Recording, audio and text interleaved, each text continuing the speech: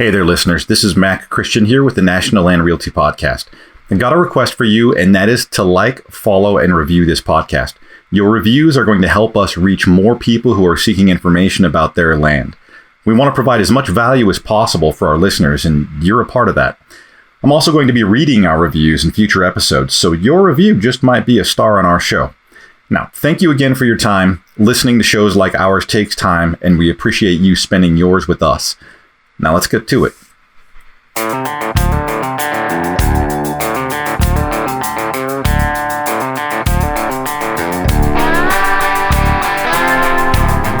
Welcome to episode number 16 of the National Land Realty Podcast, where we discuss all things land. Our goal here is to inform, educate, and entertain those of you who own land or are interested in the buying and selling of land throughout the United States. My name is Mac Christian, and I am the Chief Marketing Officer here at National Land Realty. I'll be your host for this episode. Now, in this episode, we'll be talking to OnX Maps' Todd Williams. Todd is leading the effort for OnX to get the word out on the application possibilities on private land for this app. I think most outdoorsmen are familiar with OnX and its uses for public land hunts west of the Mississippi, but what many of you don't know is how absolutely valuable this app is for private land as well. We'll be discussing that today. Now, sit back and enjoy.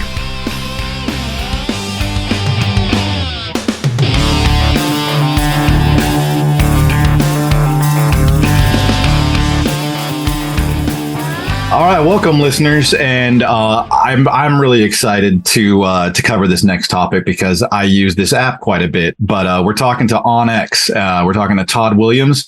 He works with OnX, and Todd, I just wanted to give you an opportunity to kind of talk about what you do and how you got involved with this company. Man, I really appreciate the opportunity to get to talk to you guys.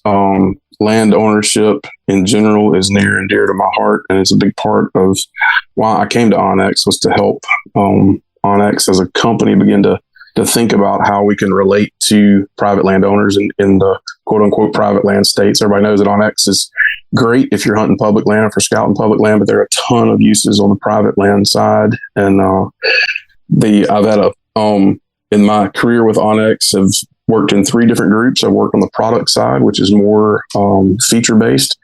Been able to work on the marketing side of things, helping folks at OnX learn to relate to southern states and southern hunters in general. And then most lately, I'm getting the opportunity to work with BizDev on larger strategic partnerships. So we get to look out into the future a little bit and see where, as a company, we might want to head.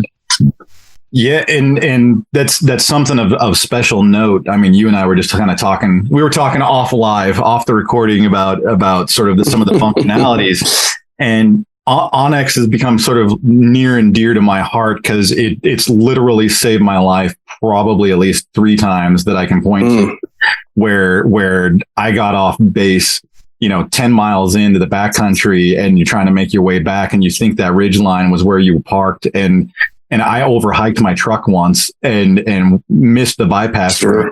And I ended up, a mile and a half down a mountain, not knowing where I needed to get back to in the first place. And then it was one of those, like, just hiking along, and I didn't think to bust out my cell phone, like, oh, I got OnX. And it was right when I first got the system, right? So I ended up making another hike, through some nasty vertical feet, but I got home for dinner. So that was that's the main point, right? That's the important part, right?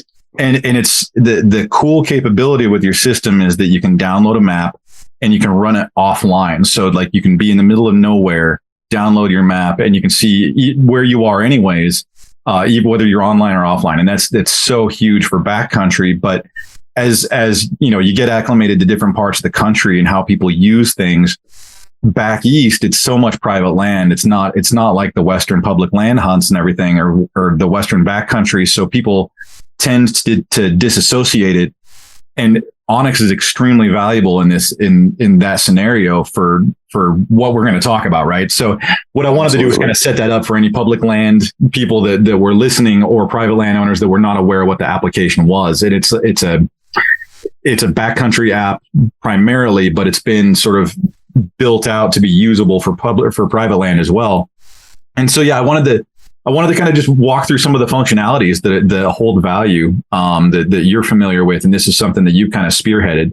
which is very cool. So talk to me a little bit about sort of what OnX's approach is with private land and how you all are kind of integrating with that. Sure. As I'm sure most of your listeners know, especially in the non-West or private land states, hunting whitetails is the number one game species. 60% of every dollar spent in the hunting industry, period, is spent on whitetails. And so the approach that we've taken over the last 3 or 4 years is how do we address needs for hunters that are pursuing whitetails, along with individual features for waterfowl or for other game species in this part of the world, upland, for instance. But the biggest thing has been trying to build in features that are usable and applicable for hunting whitetails, and then obviously that transfers over to land ownership in many cases in the rec land space. Yeah. So in some of the features that I have found very, very usable are like the waypoint markers, where you can identify a marker and then you can give an attribution to it. Like this is where I saw a water source, but it's not on the map, or this is a good food plot, things like that. And then not only can you mark it with a GPS coordinates, but you can share it with a friend so they can integrate it with their map. So if you're doing a joint hunt, you can kind of coordinate your efforts. What's that look like in terms of, for private land where somebody might be marking, their tree stand or their own food? Mm-hmm. What's sort of like the biggest parts of that?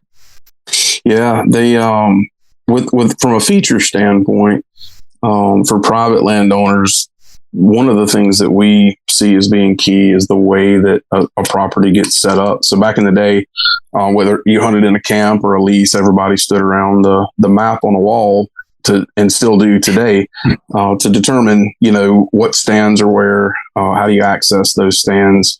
Is there any part of a piece of property that maybe doesn't need to be accessed or needs to be accessed from a particular way? And those same types of, that same type of thinking transfers over into the private land owner space as you actually begin to set up those properties. And so obviously within the app, you've got public and private landowner boundaries. And so for an individual landowner, you're looking at your individual boundaries. We talk about it from a public land standpoint oftentimes, but what we have found is that private landowners oftentimes are just as interested, of course, in their boundaries, because rather than hunting a large piece of public, you're hunting a specific geographic area, typically with multiple landowners, and you still have the same need, which is I need to make sure that what part is my place and what part is somebody else's. Where should I be? Where should I not be? And that's just the very beginning of that. And then, from that point with OnX, you got the ability to, I always like to start with a tracking feature, which sometimes is what gets mentioned last. But you can literally get on an ATV or side by side, or you can walk it and track each road or trail that's on your property, which will show you access into each area, or where you don't have and maybe need access. From that point, you can begin to drop waypoints for stand locations, marking areas where existing food plots maybe are. If you're purchasing a property that's had some development, brand new piece of ground you think may be great places for food plots using our area shape tool. Once you begin to kind of put those pieces in place, you begin to see your map come alive in a way that helps you interact with your property in a much more intimate way than just kind of a blank scale aerial map, for instance. Yeah. So when you're using the tracking feature, can you share previous pathways with another person? You absolutely can. You can share an individual track to a stand. So if you're a landowner who's gracious enough to share your place, or you've got family that's coming and you want to be able to tell them how to be able to get to and from a particular area, you can share the track. You can share the waypoint. The newest and greatest feature from OnX is literally built specifically for landowners, intentionally for landowners. There are other uses, but you can click on the boundary of your individual property and literally share that property. And by selecting the contents inside of that, you can choose to share or not to share each individual point. So if you've got, if you want to share, roads, for instance, you can just share roads. If you want to share particular stand locations, if you want to share camera locations, because you've got, your buddy's helping you on your property and he's got time to go run check cameras for you, and you want to show him how to get to those spots, you can do that as well. So it's a pretty neat feature. Like I said, it's built specifically for landowners, or with them in mind, to be able to share basically at the click of a button. Right. And by being able to select that kind of thing, you can lead somebody to a tree stand and have them hunt your land, but you're not giving away your honey hole. You can hide that one. That's exactly right. Absolutely. I like that feature. Well, it works great if you're in a club setting or a lease setting, or if you're on public land. You get to make the choice about how open you want to be with your secret sauce. Yeah. Well, and I've always used the tracking feature. I mean, it's more of a don't get lost feature. So like if I'm hiking somewhere, I'll just track myself in and be like, oh, I'm on. I'll hike back out and the trails will look similar. And you can be like, oh, I'm like 100 feet above that other trail. Right. Exactly. It's easy to happen. But the other big one is to be able to go back and show all your friends how dumb you are because you hiked 10 miles. Because it'll track the distance on there. It's pretty fun. You can kind of like track your cardio through that, right?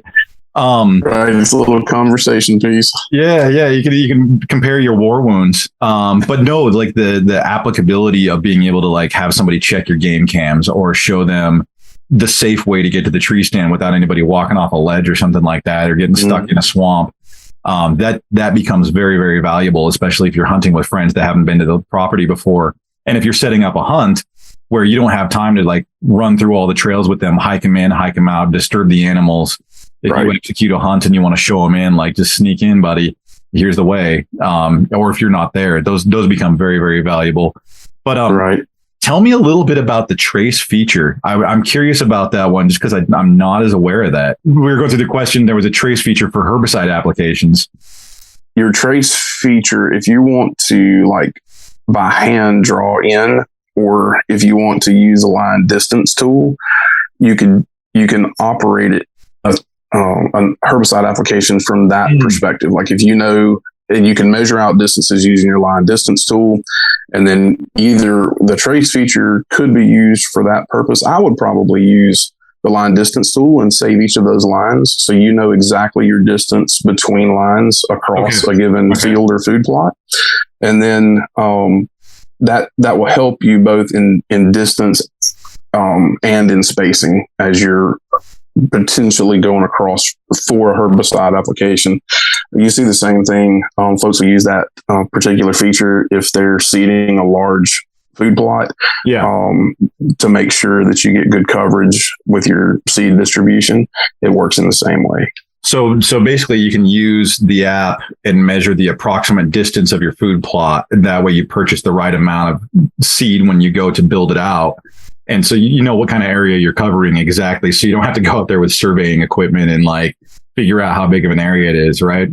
That's exactly right. And if you're a landowner today, it may matter more now than it ever has when you consider the cost of seed, but especially fertilizer costs that have doubled and tripled. It just in the last 12 to 18 months, you can more than pay for the app on just a decent sized property with a few acres of food plots, with the potential savings in making sure that you don't over order as far as your seed and fertilizer and potentially lime applications go. Yeah, that's super handy. And so as far as like marking different places, like there's really just one feature, right? Like you put the waypoint on there, and then you can describe the waypoint with whatever you want. It can be a hazard. It can be, a tree stand. It could be, I saw deer here, that kind of a thing. And you just get to describe what it is. And then you can see all the waypoints by their title on there and come up with your own kind of scheme to do that. It doesn't have to be a designated thing. There's not like a tree stand marker, like it's all just waypoint markers, right? Right. Yeah. Well, we actually, you've got waypoint markers, and then they're actually customizable. You've got a number of, I would say probably 40 different customizable waypoints. So you could choose an icon on choose the waypoint that has an icon that may look like a buck rub. It may look like a ladder stand or a tower stand. It may be a scrape. If you're turkey hunting, there's a gobbler waypoint or a hen waypoint. And then, so we could go on with that list for a long time. At the end of the day, the opportunity there is you can color code those. So if you want all of your stand pins, so no matter the type of stand, but if you want all of your actual stand locations to be yellow so that they pop on a map, which is what I choose to do with mine.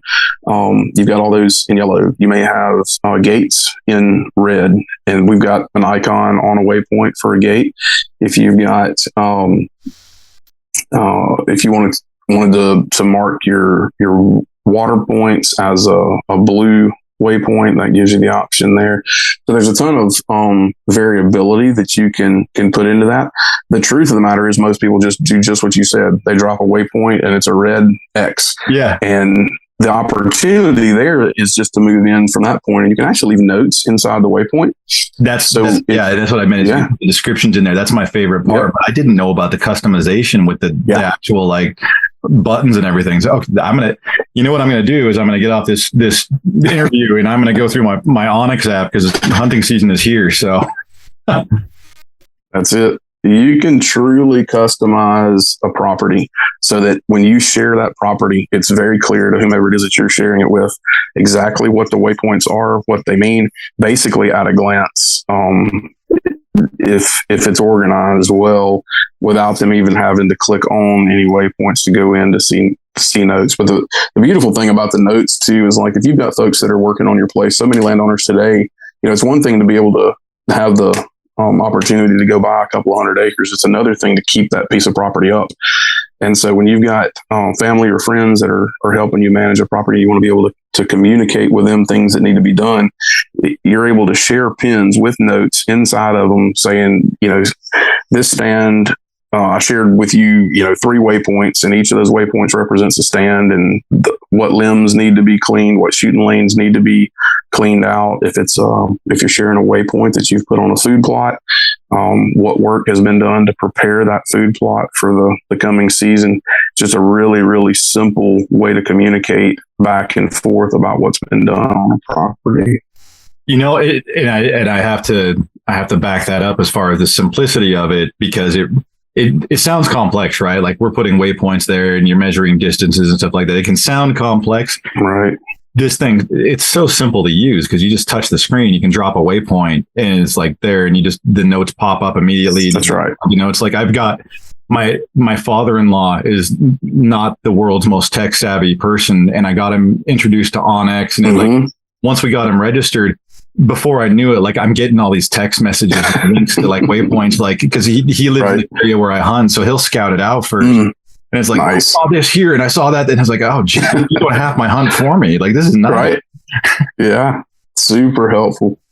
And you can run that. Well, and so what I want to touch base on too is, and this has saved my bacon, I don't know how many times, but you mentioned the boundaries, but let's say you have, you don't get a good kill shot and a buck crossed into the neighbor's property. Absolutely. You can find the property owner's name, the holding company that owns it, and you can contact them to get onto the land. And just talk to me about the applicability of that, because it's so cool. Well, each parcel, whether it's public or privately owned, once you're a paid subscriber to OnX, you get, whether you choose one state option or the 50 state option, you get the opportunity to see the owner's name, so be it state, federal, or private, and then also whatever the associated mailing address is for those properties. In a landowner situation, it's a great tool, especially if you're evaluating a property to begin with and you're kind of wanting to see what's around a given parcel. So if you're buying a smaller piece of ground, then oftentimes folks want to see if they have larger neighbors beside them. That was something that's going to increase the huntability of your piece of ground, just because of the potential lack of pressure. If you're buying a larger piece of ground and you want to see how many neighbors you actually have, or how to make decisions about how easy or difficult it might be to manage a place. And then there's also, for folks that work with have worked through what used to be QDMA, now NDA, National Deer Alliance. One of the things that they work really hard on from a management perspective is cooperatives. So as a landowner in the past, if there's not a house on a piece of ground, you got to go to the county, dig up whatever the name is on that piece of property, and then try to find them. And it is a long and tiresome process when you want to kind of see what framework your neighbors are on. And a much easier way to build that cooperative is to have all of those landowner names right there on the map, whether it's on your web map, which is your computer, or whether it's on your phone, to be able to start the process of connecting with those landowners ahead of time. It's, one thing on public, if you're hunting new ground, you don't necessarily know where you're going to take a shot, and you don't really know ahead of time which landowner you're going to need. So it's super helpful in that situation. But from a private land standpoint, you know who your neighbors are, generally speaking, and having that information there helps not just in tracking or trailing a deer, but also in the management of game if you're able to find some like-minded neighbors. Yeah, and that's such a big deal. I've talked fairly extensively with Dr. Grant Woods. He does Growing Deer TV. And the one thing that was really poignant that he brought up is in talking about how to develop land that will bring in wild game. The key that he jumps on is it doesn't matter what you do. It matters what your neighbors do. Like if your neighbor's land is garbage, you're never going to bring in any animals because they're not going to use the neighbor's land to get to your land in the first place. Or if they're out managing you, it's going to be hard to pull that game off unless you manage accordingly. And so that co-op situation, I mean, the level of value that OnX can bring to the table as far as contacting nearby landowners and being like, all right, so how are you managing your land? And finding it out ahead of time. And to where you can establish your land the way that you want to bring in the animals that you want. It doesn't do any good if your neighbors aren't. That's right. We got to meet a great example of a person who's done that recently in northern Missouri. When he bought a 250 acre parcel. It's a great parcel, but he was surrounded by folks anywhere from 50 to 300 acres. And the very first thing he did before he implemented any management strategies is had a fish fry and invited his neighbors. And the opportunity to do that more quickly with an app like OnX pays big dividends down the road. From personal experience, we were mule deer hunting in Idaho and had one take a run on us and tracked it for about a mile and saw that it dropped. And I'm looking at OnX and here it is inside of a private parcel, but it's an island parcel. It's in the middle of private land, and you can't tell who there would be no way to figure out who owned it, but I could see on there. And I happened to know it was kind of a curmudgeon rancher, so I was like, oh crap, like what do I do? But now I had the guy's name and I know where the primary ranch was. So we went into town and bought a pie and ran it out there. There you go. Okay.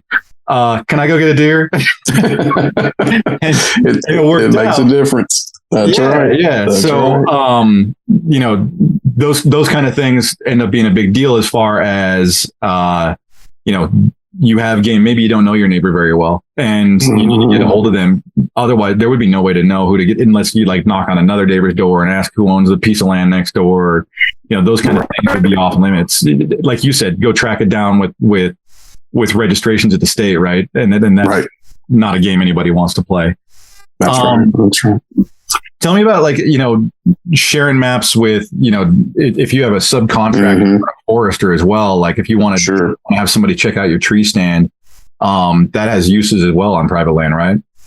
Absolutely. A big part of the reason, obviously, that investors buy pieces of ground is for the return on their investment, and timber is oftentimes a large part of those returns. And so if you're also a game manager and you care about wildlife on your place, there are certain ways that you want to go about managing timber. So if you took a 200 acre block, you may decide that you want a certain percentage of that in cutover for really thick bedding. You may have a portion of that piece of property that you want to have in a select cut, so that you're opening up the understory to a little more sunlight and allowing the crown of those existing trees to spread out and produce more acorns for you. You may have, as a part of that process, you may need to bulldoze fire lanes in particular areas, so because you want to apply prescribed fire at different times of the year or over a period of years to a given property. All of those things can very easily be drawn out on the map and communicated, whereas in the past, many times it was a conversation that happened over the hood of a truck, and a forester or a contractor who's doing bulldozer work. It's like, yes, sir, I understand exactly what you want. And you come back 3 days later and you got the opposite of what you wanted. Well, there's not a lot of opportunity to do much about it, especially on a timber cut. If you're back a week later and, they've whacked 50 acres that you didn't want them to cut, or if they've, ended up, in a cutover situation where you wanted closed canopy hardwoods instead, there's no going back and fixing that, at least for the next 60 or 70 years. And OnX provides a very clear way to communicate what your expectations are. That's inarguable when it comes down to the potential for people to maybe hear things differently.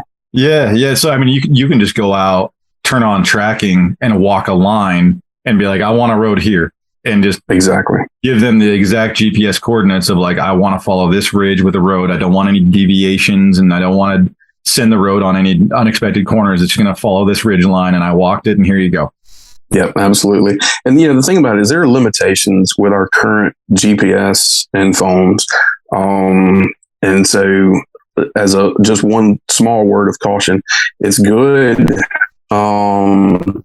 for fairly specific directions. But if you care if he's on the left side of a ridge or the right side of a ridge, it's still good to go and walk that with whoever's going to do your work for you as a part of that process. We can get you really close, but if you want one particular oak tree left because it's a great acorn producer and you don't want that one bulldozed or you don't want it cut, definitely take the time to go ensure that everybody's on the same page. Anything short of like GPS marking the tree is going to be. That's right. And even then, right, there's still opportunity. Even then, that's right. Yeah. We're typically good with the satellites that are out there, not because of our app, but because this is just the technology that exists within our phones to put you within 10 or 15 feet. But you can put a lot of hardwood inside a 15-foot circle, just depending on what folks are looking at. Right. And something that got brought to my attention too was even the distance and establishment of shooting lanes on private land, where, again, being able to share with somebody like, okay, you're clear here up to 100 yards. Like, that's your shooting lane, and you can establish who's shooting where, and you can even lay that out. Like, a lot of people nowadays are e-scouting, going online and looking at Google Maps and trying to figure out which ridge line you're going to hike. OnX becomes sort of that tool instead of Google, right? And you can establish the distance between 2 points down to a couple feet and just tell somebody like, okay, your shooting lane is downhill up to 200 yards or however you want to set it up. And then you can establish somebody at another point and show them where that shooting lane is. And then they can get an overhead view of it, which is pretty handy. Yeah, absolutely. The big thing with landowner situations is you're typically going to establish stand locations, right? And you're going to develop the property around each of those individual stands. And part of that is going to be shooting lanes. So you don't want to set up, especially if you're in flatter country, you don't want to set up, shooting lanes, 2 box stands in a given 100-acre field that, you might be allowing to grow up in oil field management. So the box stands aren't actually visible to one another, but you made the mistake of potentially putting direct shooting lines from one stand to the other, unintentionally, of course, but it's easy to happen when you think you're in one exact spot and you may be and you may not be. And so as you develop those stand locations over a given property, it's great to have, I guess my phrase for it is to have your property in the palm of your hand. So exactly where you're setting up those stand locations. Most landowners, not all, but most, once you begin to set up that stand location, you've begun to build food plots, or you've begun to build large shooting lanes. It takes a ton of work to get a stand right. And by the time you get it right, you certainly don't want to have to move it and do all that work over again. Have you all trademarked that in your marketing messaging yet? Because if you haven't, I'm going to go do it tonight. To have your property in the palm of your hand. It's a phrase that gets bandied about, but I'm not sure if they started the trademark on that yet. Ooh, I'm going to go do that. Y'all are going to pay me for that one. I like that one. Yeah. So what other uses when you're talking to landowners, or when you're educating, because OnX comes from Montana, right? So it's a West Coast company. Right. When you're sort of cluing them into landowner. Wait. Maybe not West Coast. Maybe we should say Western. West of the Mississippi. We'll say, let's go Rockies. There is a difference. We'll say Rockies. Sounds good. So when you're right west of the Mississippi, we'll go with that. So there you go. When you're sort of like talking to them about sort of East Coast landowners, down South landowners, yep. Or when you're talking to landowners, what other uses do you kind of talk through with them to sort of like build an understanding of usability? Sure, absolutely. I basically have begun to take two approaches to the way that we talk about land inside the app. And the first is from a real estate perspective, you've got a pre-purchase position, meaning the person has identified the fact that they want to buy land. They've begun the process of searching for properties. And that was a tremendously time-consuming process on both sides, right? For the realtor and for the landowner, because the realtor's got an idea of what he thinks the landowner wants. The landowner thinks he's communicated to the realtor what he actually wants. And the fact of the matter is, you don't know until you get out there on the ground and like, oh, well, no, I didn't mean this type of cover. I meant this type of cover. Or I didn't mean these. When I say small landowner, I mean, I don't want any landowners less than 200 acres. We have been able to change that process with the app with full aerial and topography in our hybrid maps, which are really easy press of a button kinds of things to pull up both at the same time. You can literally look and see how a piece of ground lays before you ever step foot on it. You can see the size of the landowners that surround your piece of property. You can see whether you've got ag close to you, whether it's all timber stand, what type of timber it might be. We have layers that will tell you whether it's deciduous or coniferous.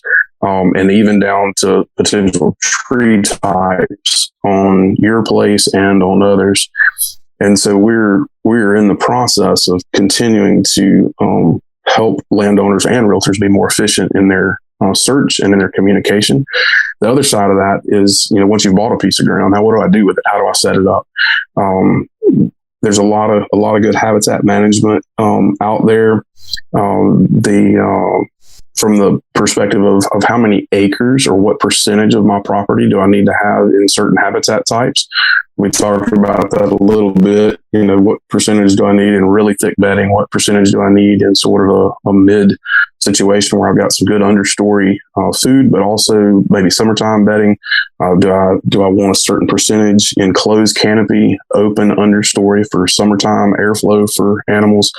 All of those things can be designed out of a particular piece of property. So whether you're buying brand new cutover that's super fresh and you want to build this property over the next 30 or 40 years and you want to design what things you want in what places, or if you're buying completely closed canopy pines and hardwoods and you know that you need to take out some of that, both from an investment standpoint and for the wildlife, you can use the tools that are inside the map to design that piece of property. Here's another one. If you want to trademark this, it's design the X as opposed to find the X. Public land, you're trying to find the X. Like where are the animals going to be? I can't go in there on public land and cut a bunch of timber off of it to create a food plot that's 3 acres inside of a closed canopy forest to be able to draw animals to me.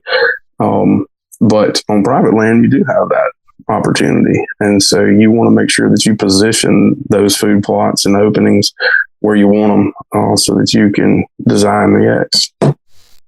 Yeah, no, I was going to say that the hybrid map with the topo that you guys run out of that is very, very useful, because sometimes when you're looking at an aerial view, something can be obscured from the aerial view. And I've had it happen several times where it's like, it looks good and we're thinking of hiking it. And then it's like, well, what are we hunting, billy goats? Like, that is a cliff face. That is not going to work out for anybody. That's right.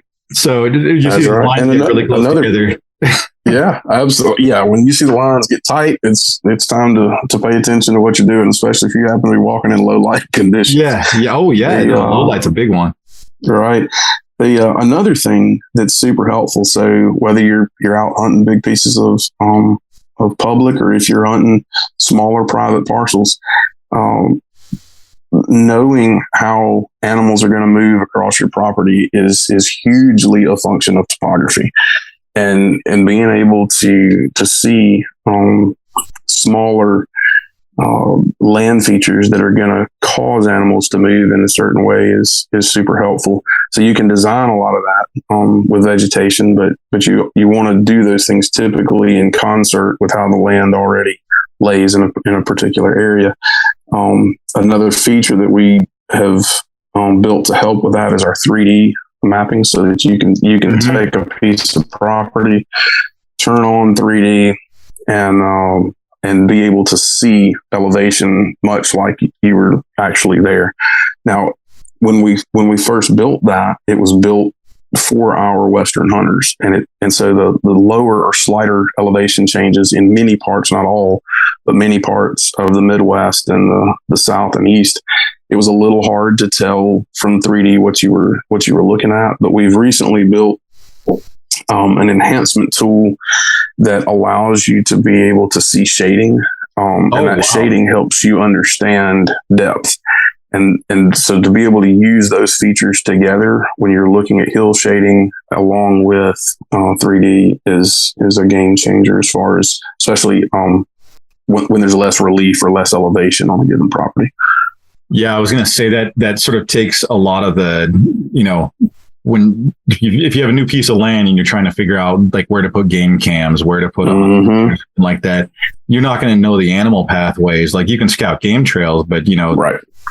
Everybody's seen like one of those drunken deer game trails that doesn't actually go to like so. That's right.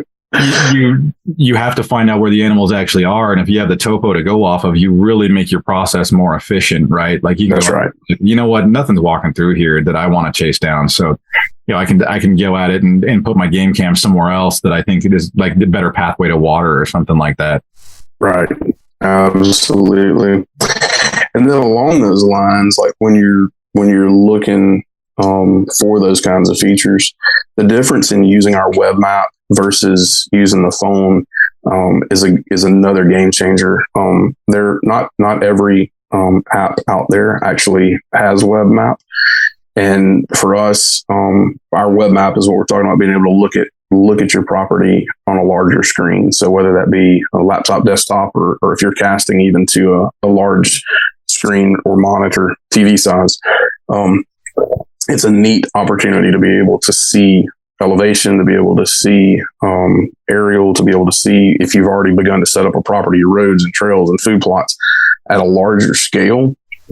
It really helps you to understand more about the layout of your property and your neighbors.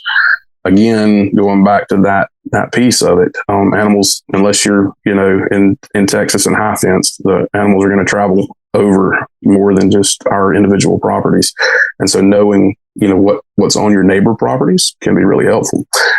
Is his food plot bigger than mine? How close is his food plot to my property line?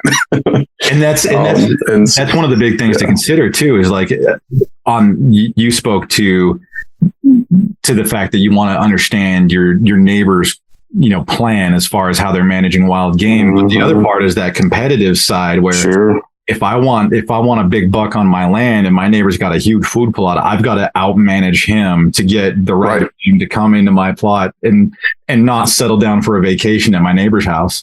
That's right. Exactly.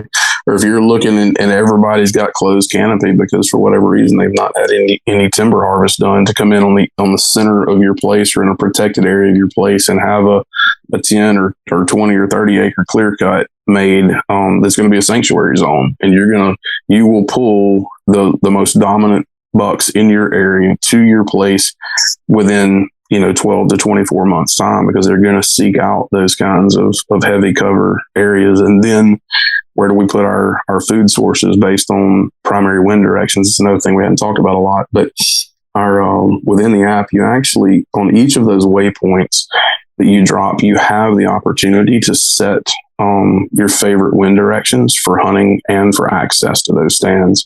So literally when you click on the waypoint, it will ask you if you'd like to set your optimal wind. You literally click on set optimal wind and another little simple screen pops up, and it's a touch screen, and it's basically a compass rose. If your best winds are, northeast, north, and northwest, both for entrance and to sit that stand, because your bedding cover is further north of you. You've got a food plot between you and your bedding cover, and so you're actually able to walk into that without your scent interrupting them. The cool thing about that is not just being able to set, which is the best wind to refer back to, but also there's a little what we call a pill that sits just above your waypoint once you set wind direction. So when I pull up my app on my property and I've got a dozen stands on my property, I immediately know by the coloration of that little pill or little button above the waypoint whether or not I have said that stand is good for the wind that's blowing, because it's connected to the weather that we already have inside the app. And so it will show you green if that stand is good for you today, and 3 of your 12 stands are good to hunt based on the wind direction you've pre-selected. You know it as soon as you open the app. You also know if they're red, stay away from them. And I'm guessing with that as well, you can even plot out like not necessarily major weather patterns, but minor ones too, like where you have like that breathing effect you get in canyons, right? Where like as the ground heats up, you get a breeze that shifts up, that kind of thing. And you can label it down and put a note in there for time of day. Sure. Like, don't walk in here after noon. Right. Absolutely. And that's notes that you can leave for yourself inside of that waypoint. So if you go in and scout a particular area, and as most of us tend to learn by hard luck, and you get busted, then make sure before you leave to drop a note inside that waypoint that, this is the correct wind direction in the morning, or this is the correct wind direction in the afternoon. Sure. That's fantastic. Well, yeah. So, anything else that you want to drop as far as, education on private land use for this app? Because I think it's pretty self-apparent. It's very, very useful. But as far as like how it can be utilized, and we are focusing on private land again, because I feel like a lot of the public landowners are pretty aware.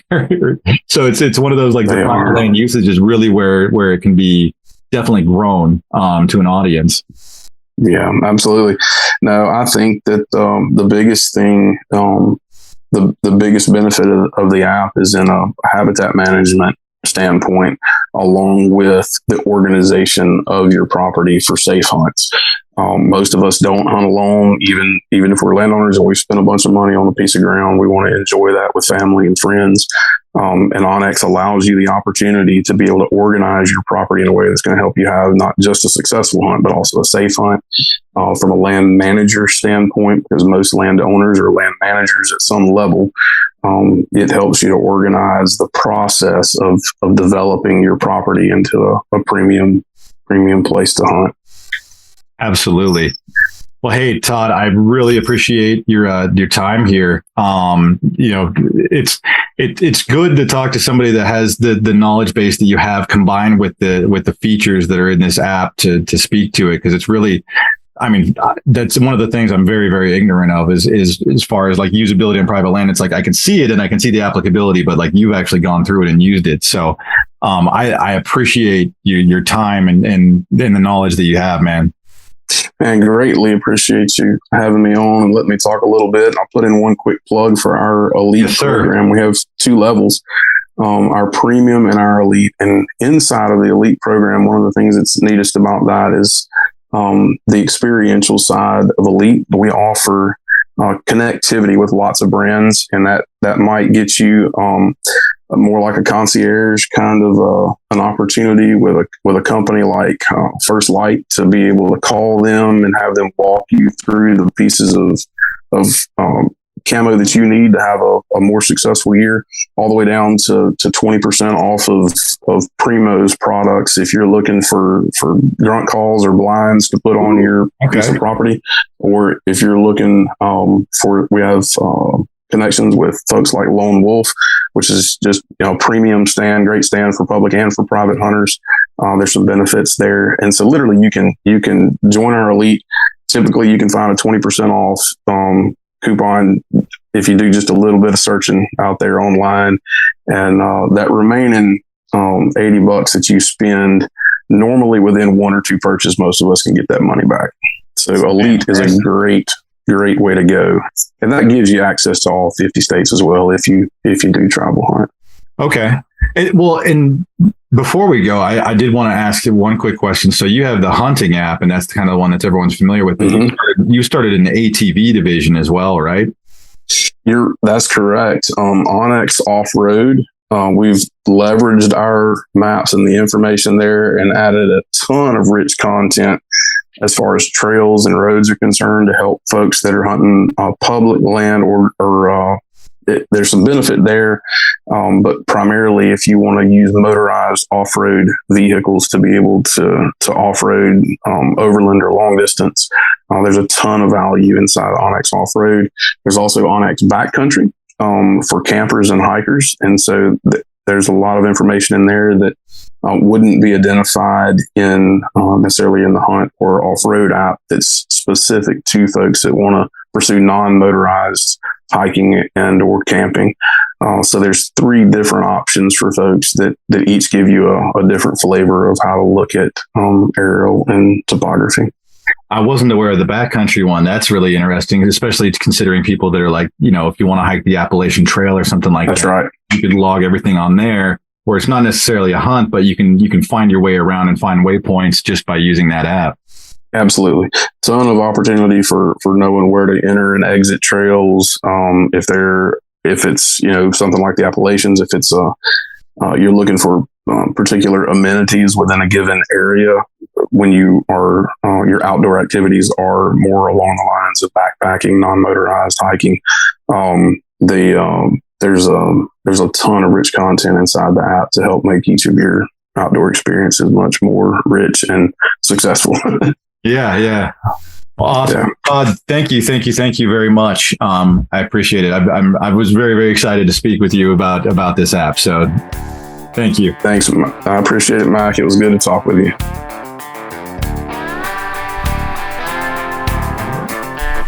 This concludes episode number 16 for the National Land Realty Podcast, discussing OnX and its possible uses on private land with Todd Williams of OnX. You can learn more about land ownership and the buying and selling of land at nationalland.com.